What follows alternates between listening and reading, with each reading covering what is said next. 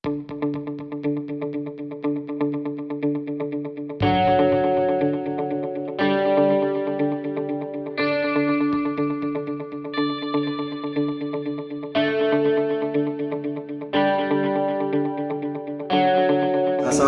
warahmatullahi wabarakatuh, anak-anakku sekalian. Sampai jumpa lagi di video ini. Dalam video ini Bapak akan menjelaskan sensor-sensor yang ada pada sistem PJM-EPI. Sebelum ke materi, Bapak pastikan kalian sudah mempelajari dulu, sudah menguasai dasar-dasar sensor yang sudah dipelajari di kelas 10. Mulai dari jenis-jenis sensor yang ada pada sepeda motor, kemudian fungsi dari jenis-jenis sensor tersebut, kemudian kode-kode kedipan yang ada pada jenis-jenis sensor tersebut yang kalian baca pada lampu MIL atau Malfunction Indicator Lamp. Setting altitude atau sering dikenal dengan setting mode. Setting mode ini atau setting altitude ini dilakukan apabila pertama ada penggantian dan pembongkaran komponen-komponen pada sistem bahan bakar PJM-EPI, mulai dari injektor, throttle body, fuel pump, dan ECM. Kemudian yang kedua, bila kalian berpindah posisi atau berpindah tempat dengan ketinggian yang berbeda. Di sini ada beberapa ketinggiannya. Baik, untuk langkah-langkahnya ini kalian bisa baca. Pertama, posisikan kunci kontak pada posisi off dan pasangkan SCS konektor ke terminal DAC sepeda motor. Kemudian buka handle gas secara penuh dan tahan. Kemudian posisikan kunci kontak pada posisi on. Kemudian yang ketiga adalah dalam waktu maksimal 5 detik setelah kedipan pertama atau kedipan cepat dimulai. Untuk mode 1 langsung tutup handle gas, tahan selama lebih dari 3 detik. Mode 2 buka, tutup handle gas dan tahan selama lebih dari 3 detik. Begitupun selanjutnya sampai mode 4. Nah, ini langkah-langkah gambarnya bisa kalian baca. Dan ketika terjadi atau sudah berhasil melakukan setting mode, untuk mode 1 akan muncul kedipan 1 kali selama berulang-ulang, 1 kali panjang, 1 kali panjang, 1 kali panjang. Untuk mode 2 akan muncul kedipan 2 kali, jeda, 2 kali kedipan lagi, jeda lagi, 2 kali kedipan lagi, jeda lagi. Begitupun untuk mode 3 dan mode 4.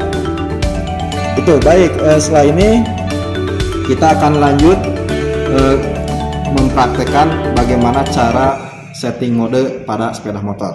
Pertama adalah kita periksa dulu sepeda motor dengan cara dinyalakan.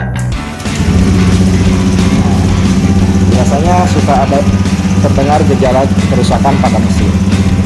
Setelah kita cek, sekalian memanaskan sepeda motor, kita matikan lagi sepeda motornya, kontaknya di off. Kemudian kita cari posisi DLC pada sepeda motor. DLC itu singkatan atau singkatan dari gasoline konektor. Posisinya kalau di motor seperti ini ada di dekat posisi aki atau baterai motor. Nah, ini adalah posisi DLC yang kita cari.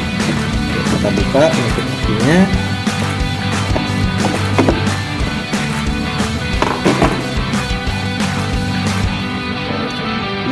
Setelah dilepas, ini adalah posisi DLC yang ada pada sepeda motor PJM-EPI di motor Beat. Posisinya dekat aki. Setiap motor, setiap jenis motor, posisi DLC-nya berbeda-beda tergantung jenis motor. Nah, kemudian tadi sesuai dengan instruksi, langkah pertama adalah kita memasangkan SCS. Nah, ini yang disebut dengan SCS konektor. Kebetulan yang dipakai adalah SCS konektor jenis tombol ya. Biasanya SCS konektor itu sistemnya buka cabut atau jumper buka cabut. Kalau ini yang sistem tombol, sehingga menekan tombolnya saja, jadi otomatis terputus. Oke, kita pasangkan SCS itu ke DAC. Posisinya seperti ini, seperti memasang tutupnya tadi. Sudah terdengar klik, berarti ini sudah terpasang. Oke, langkah berikutnya adalah sebelum ditarik handle gas sampai penuh. Kemudian kunci kontaknya putar ke posisi on. Begitu mulai berkedip,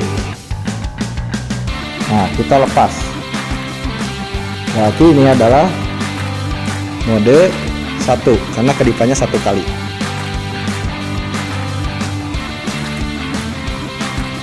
Oke, kita pindah ke mode 2. Posisinya sama, kita off-kan dulu, tarik handle gas sampai penuh. Kita on-kan kunci kontak, posisi ke on. Kita mode 2 berarti diputar 2 kali. 1 2. Maka lampunya akan berkedip 2 kali. Nah, 1 2. Oke, kita beralih ke mode 3. Biasa tarik handle gas, on kan, tunggu berkedip. 1 2 3. Oke, maka lampu mininya akan berkedip 3 kali. 1 2 3. Oke, itu berarti kita sudah berhasil melakukan mode 1 tadi, mode 2 dan mode 3. Oke, itu saja mungkin video dari Bapak. Mudah-mudahan dapat dipahami. Nanti setelah selesai kalian bisa mencabut lagi DLC dan memasang lagi tutup akinya. Sekian, terima kasih videonya telah disimak dan ditonton. Mohon ini dipelajari nanti karena akan dipraktekkan di sekolah.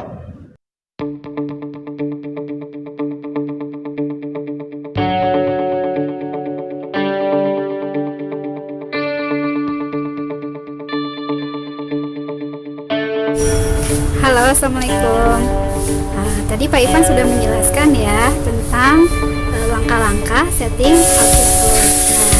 Untuk sekarang Ibu akan menjelaskan dari tentang pembuatan text prosedur. Ada yang sudah tahu apa itu text prosedur?